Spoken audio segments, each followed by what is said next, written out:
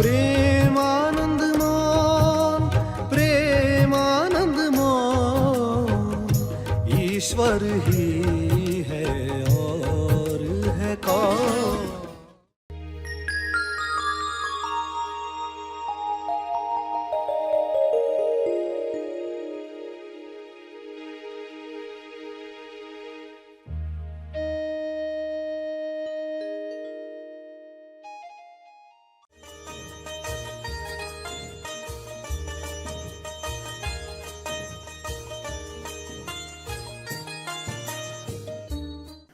A to Z रिश्तों में आपको माफ़ी मांगनी है। A to Z रिश्ते, तो A to Z क्यों रखा गया है? क्योंकि रिकॉल करना आसान होगा। लोग जब बैठते हैं ना क्षमा मांगने के लिए, और किससे मांगूं, रिकॉल नहीं होता ना। सभी को शुभेच्छा। हैप्पी थॉट्स तेज ज्ञान फाउंडेशन द्वारा आयोजित ध्यान प्रार्थना बीज बोने के लिए आप सबका स्वागत करते हैं। रोज हम सब मिलकर प्रार्थना करते हैं ताकि हम खुद भी स्वस्थ रह पाएं और जो बीमार हैं उन्हें भी हम अपनी प्रार्थना का बल पहुंचा पाएं। तो आइए ग्रहणशील रहते हैं और इस प्रार्थना का लाभ लेते हैं। प्रार्थना के पहले हम सरश्री द्वारा मार्गदर्शन पाने वाले हैं। तब तक के लिए धन्यवाद। A to Z सभी लकीरें मिटानी है। A to Z शुरुआत तो करें हम। तो शुरुआत करने के लिए A to Z रिश्तों में आपको माफ़ी मांगनी है। A to Z रिश्ते, तो A to Z क्यों रखा गया है? क्योंकि रिकॉल करना आसान होगा। लोग जब बैठते हैं ना क्षमा मांगने के लिए, और किससे मांगूं, रिकॉल नहीं होता ना, और किससे मांगूं। तो A to Z के साथ हम ये करने वाले हैं। A to Z में सारे रिश्ते, उसमें हम जैसे ए कहेंगे तो हमें याद आएगा। ए के साथ क्या याद आएगा कि आंटी, तो ये जो आंटी है आपको याद आएगा। लोग बोलते हैं ना फलां जो है देहरादून वाली आंटी, फलां जगह वाली, वो जो यूके गई है वो वाली आंटी या अंकल जैसे। तो ए पर आंटी है, यू पर अंकल है, तो उसमें तो बहुत सारे रिश्ते आ जाते हैं ना। अंकल आंटी के साथ मौसी भी आ गई, अलग अलग रिश्ते जैसे आ जाते हैं। तो ए याद आते ही आपको फिर इस कैटेगरी में जितने भी लोग आते हैं उनसे आप क्षमा मांगोगे, देखोगे कि क्या लकीरें बंधी रहेगी उन लोगों के साथ। तो बी कहा तो क्या याद आएगा आपको? भाई बहन, आपके जो भी भाई बहन हैं, तो किसी को एक भाई है, किसी को दो भाई है, तो देख लेगा एक बहन है, दो बहनें हैं। सी है तो क्या याद आएगा? कजिन, चुलत बाऊ बोलते हैं ना।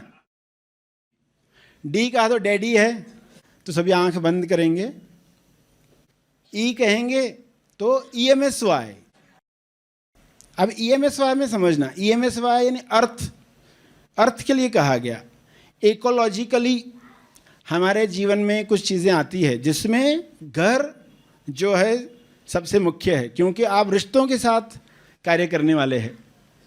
तो घर जो है वो EMSY में पकड़ेंगे इस वक्त, क्योंकि रिश्तों की बात चल रही है कि जिस घर में आप रहते हो, आपके चीख पुकार से, आपके दुख से वहाँ की वाइब्रेशन अशांत होती रही है, जब भी हुई है, उसके लिए आप क्षमा मांगने वाले हो। EMSY का सभी ने सुना होगा, जब कोई चीज़ खो जाती है आपकी तो हम उसके EMSY को बुलाते हैं।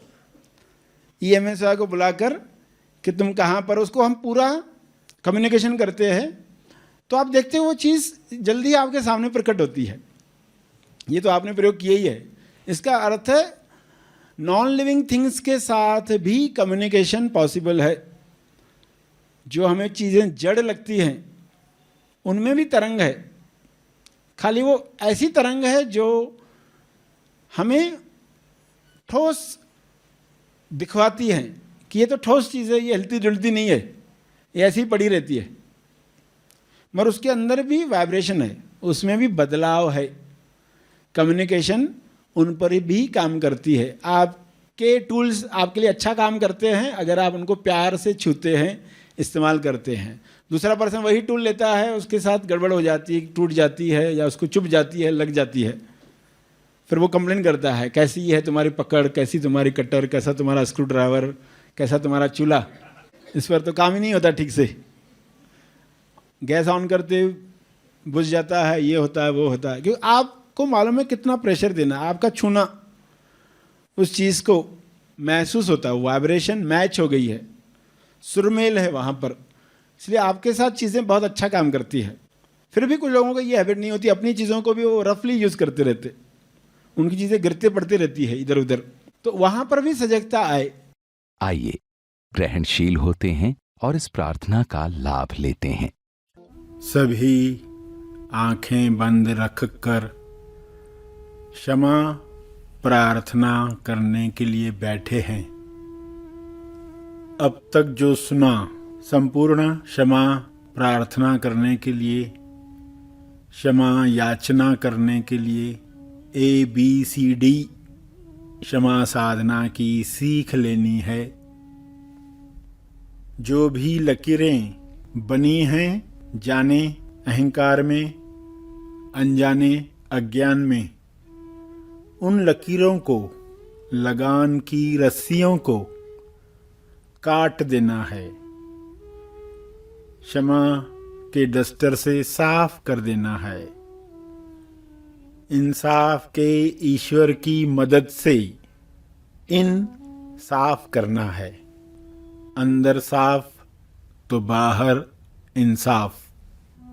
पवित्रता का गुण शरीर में लाने के लिए, ताकि यह शरीर रियलाइजेशन के लिए, स्व में स्थापित होने के लिए मदद करे।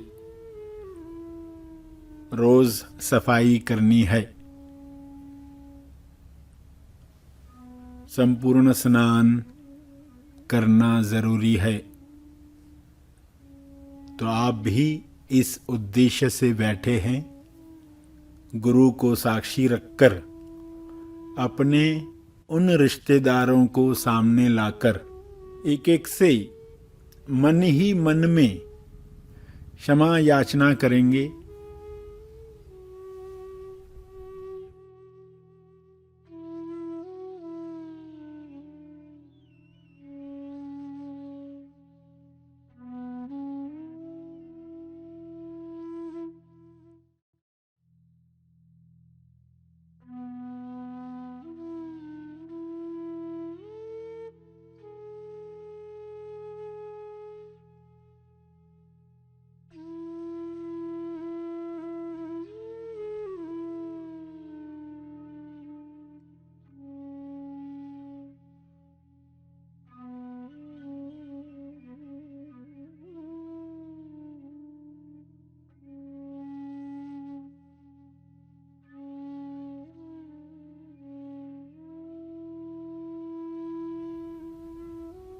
आई, आंटी, जो भी किरदार, भाई, पिताजी, डैडी, उन्हें सामने लाकर जो जो अपशब्द कपट हुआ है उसके लिए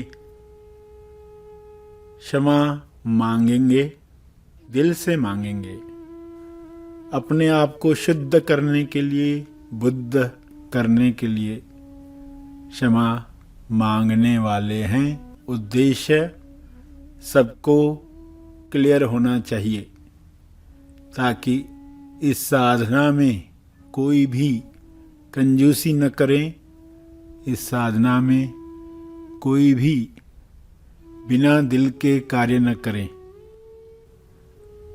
100% पार्टिसिपेट करें और पूरा डूब कर, हाथ जोड़कर, जिस भी मुद्रा में आपको भाव जगते हैं उस मुद्रा में क्षमा याचना करेंगे।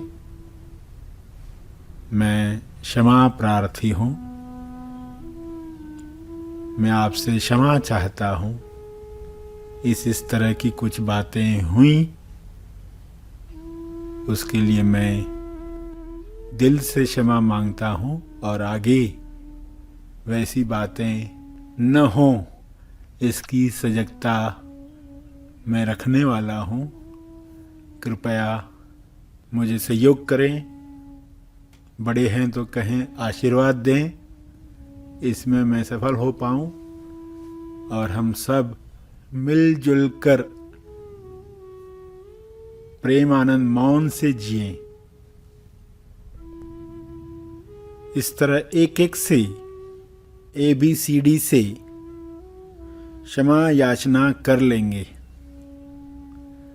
और फिर इकाई से यानी इंसाफ के ईश्वर से अपनी अर्ध बेहोशी के लिए क्षमा याचना करेंगे।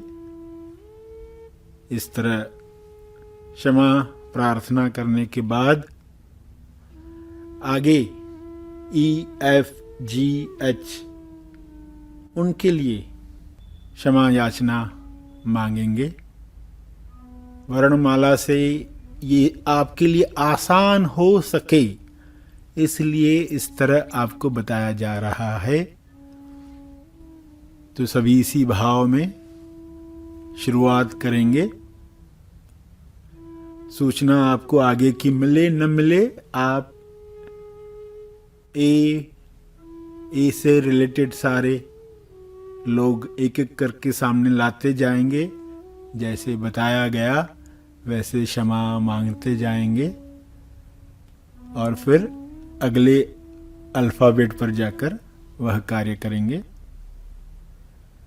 आंखें बंद रहें, ध्यान चलता रहे, सफाई चलती रहे।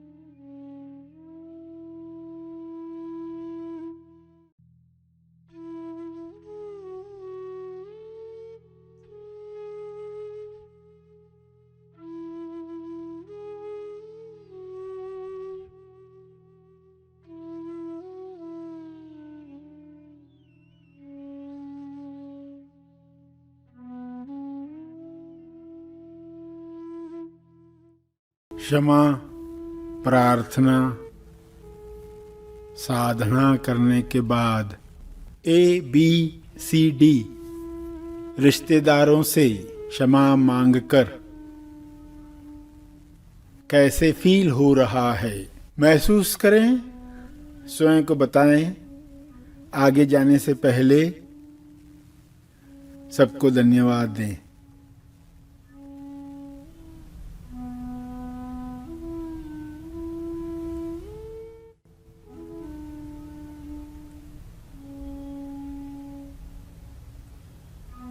अंत में अर्जित बल,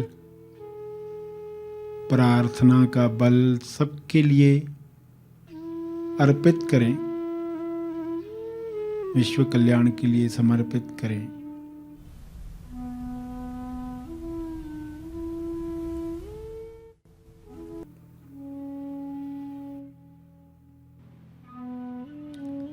सभी धीरे धीरे आंखें खोलेंगे।